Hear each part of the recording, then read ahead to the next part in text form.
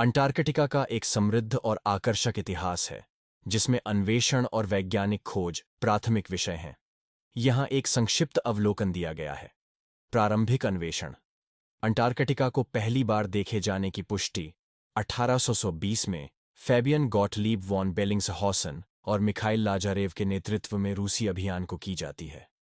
हालांकि यह संभावना है कि पहले के खोजकर्ता, जैसे कि कैप्टन जेम्स कुक और एडवर्ड ब्रैंसफील्ड, भी थे।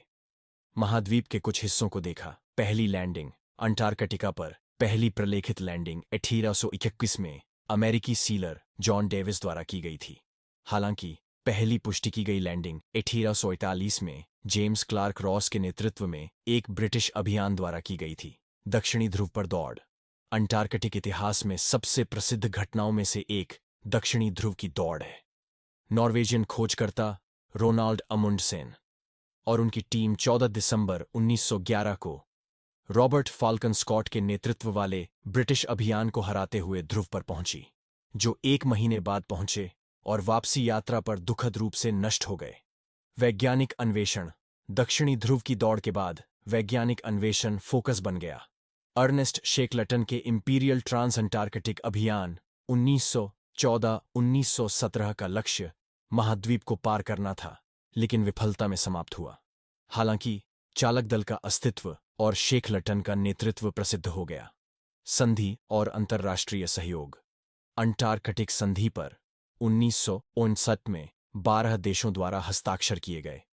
अंटार्कटिका को एक वैज्ञानिक संरक्षण के रूप में स्थापित किया गया और सैन्य गतिविधि पर प्रतिबंध लगा दिया गया। आज संधि पर 54 हस्ताक्षर करता है और महाद्वीप अंटार्कटिक संधि प्रणाली द्वारा शासित है, जो वैज्ञानिक अनुसंधान और अंतर्राष्ट्रीय सहयोग को बढ़ावा देता है। वैज्ञानिक अनुसंधान।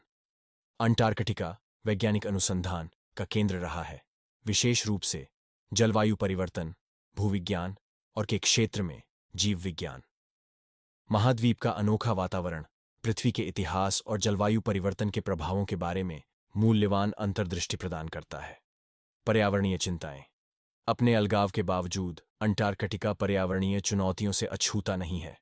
प्रदूषण, जलवायु परिवर्तन और समुद्री संसाधनों की कमी चिंताएं बढ़ा रही हैं।